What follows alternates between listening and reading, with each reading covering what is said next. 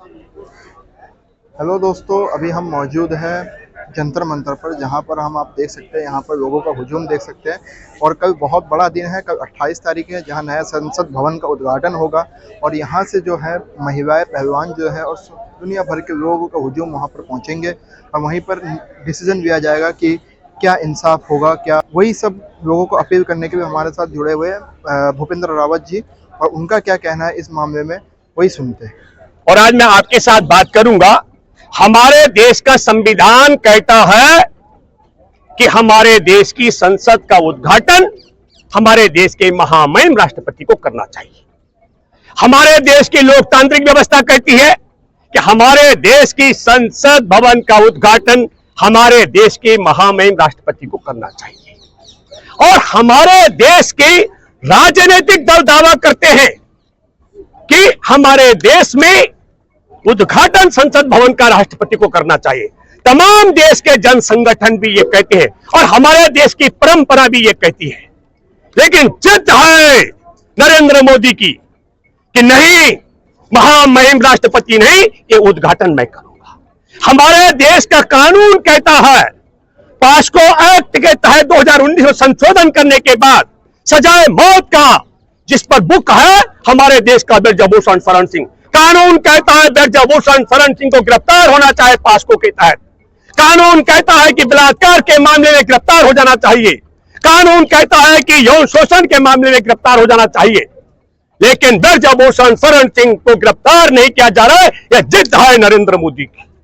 संजीव सिंह हरियाणा का मंत्री, बुक है छेड़छाड़ के मामले में, जबरन के मामले में 342, 354, ये 54 और जान से मारने की धमकी।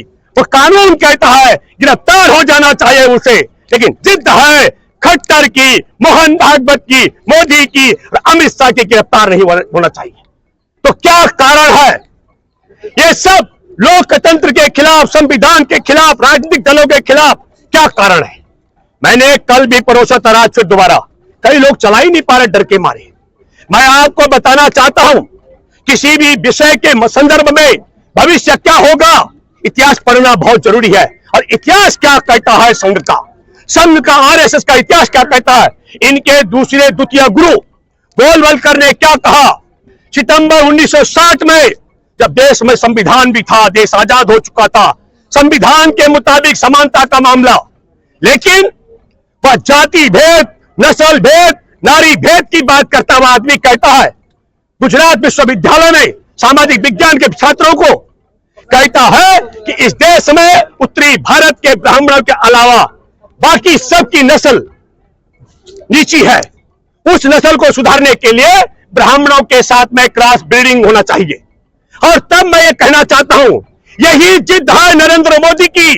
नरेंद्र मोदी के डीएनए में आरएसएस का प्रचारक रहने के कारण वो हमारे देश के संविधान के खिलाफ है, वो हमारे लोकतंत्र के खिलाफ है, वो हमारे देश के नारी के खिलाफ है, वो हमारे देश में आदिवासियों के खिलाफ है, और वो हमारे देश में राष्ट्रपति महामहिम की मर्यादा के खिलाफ ये जिद कर रहा है। क्योंकि वो जो द्वितीय गुरु, इनके पूजनीय गुरु गोलवलकर ने कहा था, उसका पालन करते हुए यही कारण है कि पूरा भारत में आदिवासियों का अपमान, महिलाओं का अपमान, संविधान का अपमान, लोकतंत्र का अपमान, अरे सब करके नए संसद भवन का उद्घाटन करने की जिद कर दिया है।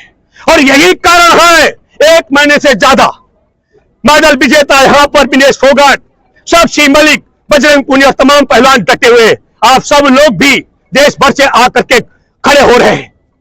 और ब्रजभूषण शरण सिंह पर यौन शोषण पास्को 2019 में संशोधन होने के बाद जिसमें सजाए मौत होनी है उसे, और बलात्कार का मुकदमा दर्ज है।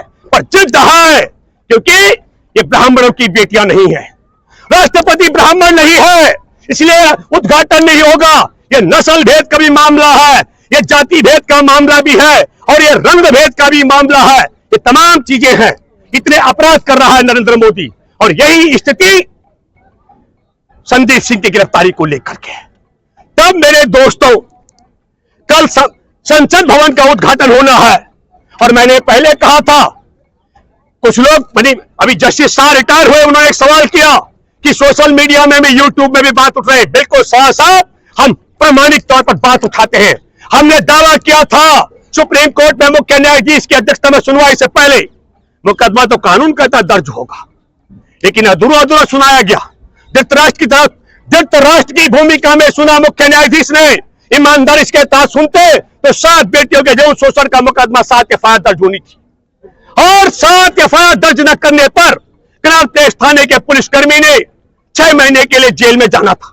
लेकिन धृतराष्ट्र की भूमिका में 7 मामले थे, 2 में तब्दील कर दिए गए और बाईपास कर दिया गया। और वही स्थिति 31 दिसंबर 2022 से संदीप सिंह के खिलाफ मुकदमा दर्ज है 342, 354, 354 ए, बी और 506 का मामला। देखिए क्या हो रहा है। हजारों लोग जीने में खड़े हुए थे, संदीप को गिरफ्तार करो मार्च का मैं बात कर रहा हूं, गिरफ्तारी नहीं हुई है। खटखट टोल में हजारों हजार की संख्या में कल देश भर के लाखों किसान दिल्ली आ रहे हैं। पता लग रहा है कि सीमाएं सील कर दिए इन्होंने, चाहे सीमाएं सील कर दी हो, जो मर्जी कर दे, लेकिन एक बात तय है, कल अगर भारत की लाखों महिलाओं को पंचायत के लिए नए संसद भवन के प्रांगण में नहीं पहुंचने दिया तो मैं आप सबों से अपील करता हूं, हमारे देश में लोकतंत्र का, संविधान का, महाराष्ट्रपति के पद का, आदिवासी महिला होने का और इन सब का अपमान करने के दंड में, यौन शोषण बलात्कारी को बचाने के दंड में और छेड़छाड़ करने वाले, जान से मारने की धमकी देने वाले संदीप सिंह के मसले पर मैं आप सब देशवासियों से अनुरोध करता हूं, कल ये अग्नि परीक्षा है। नरेंद्र मोदी को भी वक्त है, सद्बुद्धि आनी चाहिए, अपनी जिद से पीछे हटे, बलात्कारी यौन शोषण करने वाले पास्को के तहत बुक ब्रजभूषण को जेल में डाले, संदीप सिंह को जेल में डलवाए खट्टर सरकार और महामहिम राष्ट्रपति को उद्घाटन करने दे नरेंद्र मोदी, अन्यथा मैं आप सबसे अपील करता हूं, यह हमारे देश के लोकतंत्र, संविधान, महिला, नारी, आदिवासी, हमारे देश की तमाम व्यवस्थाओं का अपमान करने का दंड भाजपा और नरेंद्र मोदी और इनके आरएसएस को आपको सिखाना पड़ेगा। और इसका तरीका यह है, अगर हमारे भारत के मां बहनें कल पहलवान बेटियों के पक्ष में पंचायत करने के लिए संसद भवन के प्रांगण में नहीं पहुंच पाती है तो भाजपा का एक भी, आरएसएस का एक भी कार्यकर्ता आपकी गांव और चौखटों से, आपकी कॉलोनी और कस्बों से नहीं गुजरना चाहे, यह प्रतिज्ञा आप सबको करनी चाहिए। यह मैं आपसे अपील करता हूं ताकि हमारे देश में राष्ट्रपति के अपमान का बदला ले सके, हम अपने देश का लोकतंत्र का, संविधान के अपमान का, आदिवासी का अपमान का,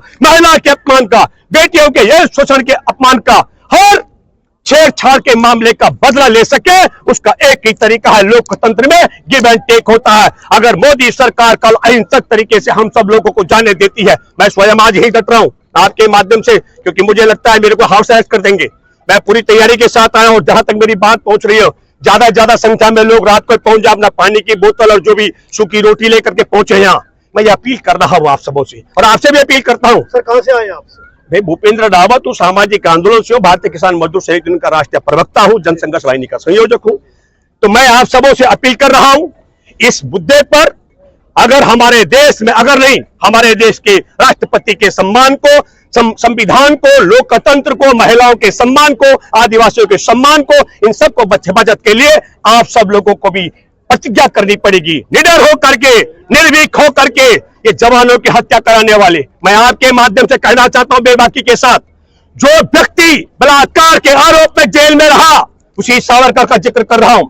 1932 में मैसूर के राजा ने 40 हमारे देश के तिरंगाधारी, देश के क्रांतिकारियों की हत्या की थी। उनकी हत्या करने वाले मैसूर के राजा को पत्र से पत्र लिखने वाला, अंग्रेजों से देश की आजादी की जंग में मुखबरी और देश के साथ गद्दारी करने के लिए उनसे मासिक वेतन लेने वाला, और मैं आपके माध्यम से कहना चाहता हूं कि ऐसे देश के गद्दार को, ऐसे बलात्कार के आरोप में जेल में रह चुके, और एक भी, मैं आपके माध्यम से कहना चाहता हूं, मैं ही नहीं, चंद्रशेखर आजाद तो उसे हरामखोर तक कहते थे।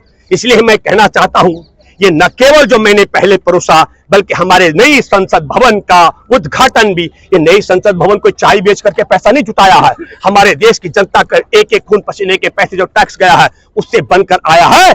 नया संसद भवन का उद्घाटन भी उसी दिन कर रहा है जिस दिन बलात्कार का आरोपी हमारे देश के संसद का उद्घाटन भी कलंक के दिवस पर किया जा रहा है। अफसोस की बात है। कुछ सवाल आपके मन में हो, जैसे भाई ने पूछा।